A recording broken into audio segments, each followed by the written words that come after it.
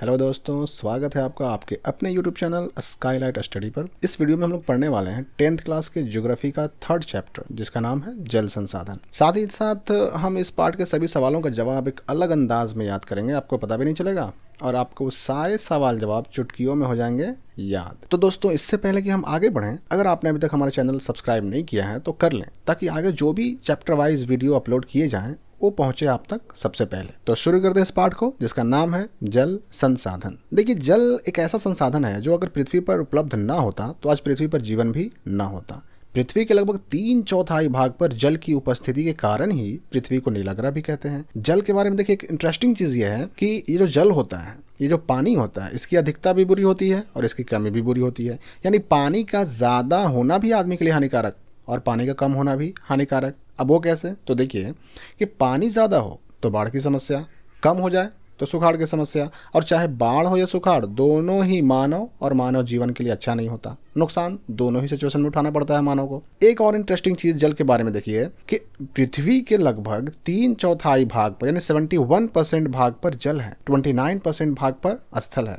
तो 71% यानी 3/4 हिस्से पर पानी होते हुए भी दुनिया के बहुत सारे देश आज जल संकट की स्थिति से जूझ रहे हैं। कारण यह है कि धरती के अधिकांश भाग पर जल उपलब्ध तो जरूर है, पर इस जल संसाधन का अधिकतर भाग खारा है, जो हमारे किसी काम का नहीं। तो याद रखिएगा कि विश्व के कुल जल संसाधन का 96.5% महासागरों में है, जो खारा है और हमारे किसी काम का नहीं होता। इस कुल जल भंडार का केवल 2.5% यानी 2.5% जल ही मीठा जल है, और यही 2.5% जल का उपयोग करके मानव अपने सारे काम पूरा करता है। तो हमारे काम का तो यही हुआ, यानी कि 2.5%। तो जल संसाधन के इस चैप्टर को हम अलग अलग पॉइंट में बांट कर पढ़ेंगे, ताकि इस पाठ की सारी बातें हमें बहुत आसानी से समझ में आ जाएं। तो सबसे पहला पॉइंट जो है वो है जल का स्रोत। देखिए, पृथ्वी पर जल स्रोत को मुख्य रूप से 4 भागों में बांटा गया, जिसमें सबसे पहला है भूपृष्ठीय जल, दूसरा है भूमिगत जल, तीसरा है वायुमंडलीय जल और चौथा है महासागरीय जल। अब इन चारों की परिभाषा को हम याद करते हैं। देखिए, पहला सवाल जो हमको याद करना है वो है भूपृष्ठीय जल क्या होता है या किसे कहते हैं। तो परिभाषा या डेफिनेशन याद करने का सबसे पहला रूल होता है शब्दों का अर्थ समझना। यहाँ हम देखते हैं कि भूपृष्ठीय में 2 शब्द आ रहे हैं, भू और पृष्ठीय। भू का मतलब तो साफ है, जमीन या फिर भूमि, और पृष्ठीय शब्द बना है पृष्ठ से, जिसका मतलब होता है ऊपर, और जल का मतलब तो आप जानते ही हैं। तो भूपृष्ठीय जल का मतलब निकला कि भूमि या जमीन के ऊपर का पानी। तो याद होगी ना परिभाषा कि जमीन या भूमि के ऊपर पाया जाने वाला जल ही भूपृष्ठीय जल कहलाता है। जैसे नदी, नहर, तालाब, झील, सागर, महासागर, इन सब में जो पानी है वही तो है भूपृष्ठीय जल, क्योंकि ये सारा का सारा पानी जमीन के ऊपर पाया जाता है। भूपृष्ठीय जल को ही धरातलीय जल भी कहते हैं, ये भी आपको याद रखना होगा। दूसरा सवाल जो हमें याद करना है कि भूमिगत जल किसे कहते हैं। तो देखिए, यहाँ भी 2 शब्द आ रहे हैं, भूमि और गत। तो भूमि का मतलब जमीन और गत का मतलब नीचे।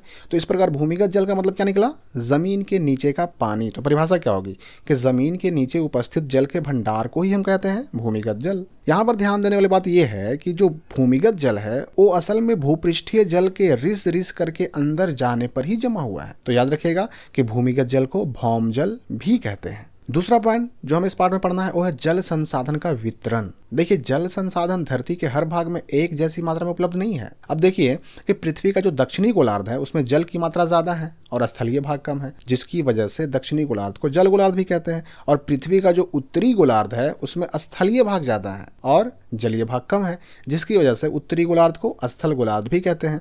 तो अब सवाल ये उठता है कि गोलार्ध क्या होता है भाई? तो आप सभी को पता होगा कि पृथ्वी के 2 ध्रुव होते हैं, उत्तरी ध्रुव और दक्षिणी ध्रुव। अब अगर पृथ्वी को दोनों ध्रुवों के ठीक बीचों बीच में इस प्रकार से 2 भागों में बांट दिया जाए कि एक भाग में उत्तरी ध्रुव पड़े और दूसरे भाग में दक्षिणी ध्रुव, तो जो आधा आधा 2 अर्धगोला बनेगा उसमें जिस तरफ उत्तरी ध्रुव पड़ेगा तो हम कहेंगे उत्तरी गोलार्ध, और जिस तरफ दक्षिणी ध्रुव पड़ेगा उसको कहेंगे हम दक्षिणी गोलार्ध। तो याद रखिएगा कि दक्षिणी गोलार्ध को जल गोलार्ध भी कहते हैं और उत्तरी गोलार्ध को स्थल गोलार्ध भी कहते हैं। अब यहाँ पर जल संसाधन के वितरण से संबंधित कुछ विशेषताओं को जानना भी जरूरी है। जैसे देखिए, पहला कि भारत में विश्व के कुल आबादी का लगभग 16-17% आबादी निवास करती है, लेकिन भारत के अंदर विश्व के कुल जल भंडार का मात्र 4% ही उपलब्ध है। दूसरा पॉइंट देखिए कि भारत में 4000 घन किलोमीटर जल बारिश से और 1869 घन किलोमीटर जल भूपृष्ठीय जल से प्राप्त होता है। तीसरा पॉइंट कि भारत के कुल भूपृष्ठीय जल का 2/3 भाग भारत की 3 बड़ी नदियों सिंधु, गंगा और ब्रह्मपुत्र में बहती है।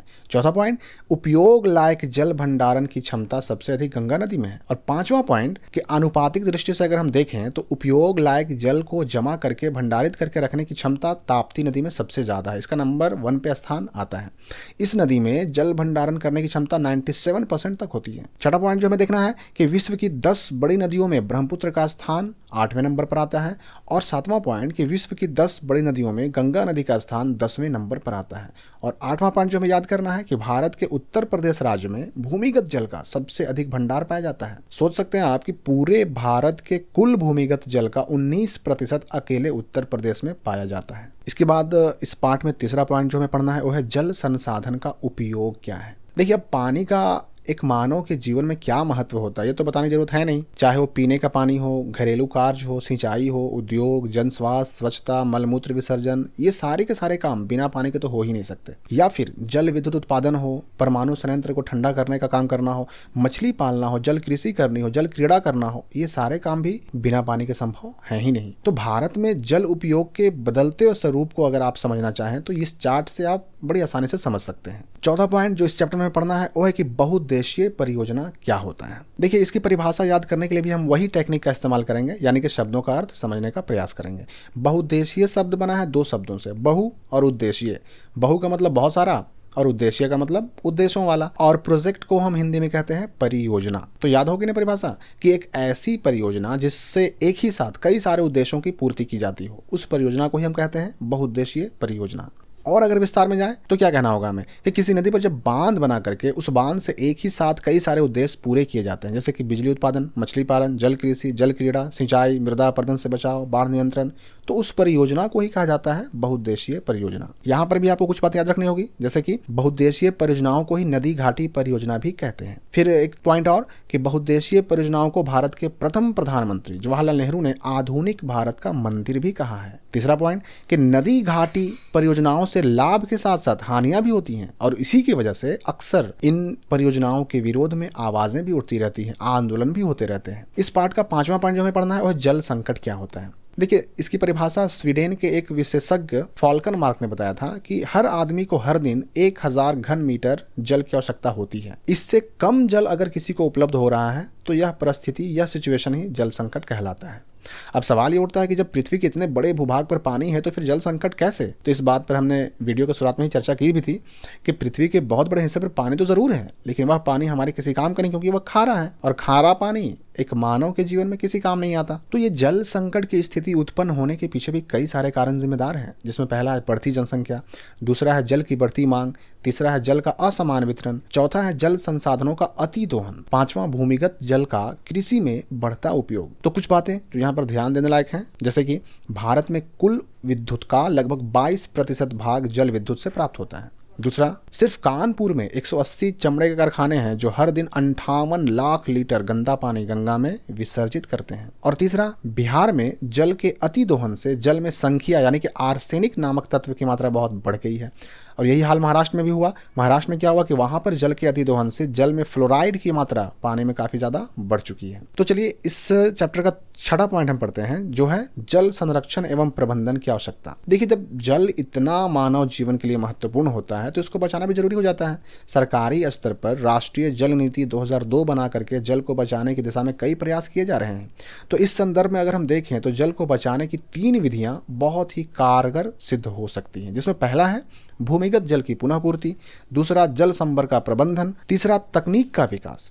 आज राजस्थान के कई जिलों में बारिश के पानी को छत से जमा करके घर के आंगन में बने टंकियों में स्टोर किया जाता है, ताकि जब गर्मी का मौसम आ जाए, जरूरत पड़े तो उस पानी का उपयोग किया जा सके। ऐसी टंकियों को वहां खादीन, जोहड़ या फिर टांका कहते हैं। जल संरक्षण की दिशा में यह बेहतरीन कदम है जिसे आज देश के हर हिस्से में अपनाने की जरूरत है। या फिर कर्नाटक का मैसूर जिले का गंडाथूर गांव, वो तो छत जल संग्रहण और जल संरक्षण की दिशा में एक मिसाल बन चुका है। इस गांव में 200 घरों में छत जल संग्रहण की व्यवस्था है। तो यहाँ पर अब हमें 2 परिभाषाएं याद करनी होंगी, जिसमें पहला जल संरक्षण किसे कहते हैं। तो बड़ी आसान परिभाषा है कि जल को बचाना ही जल संरक्षण कहलाता है। और दूसरा क्या होगा, जल प्रबंधन किसे किसे कहते हैं?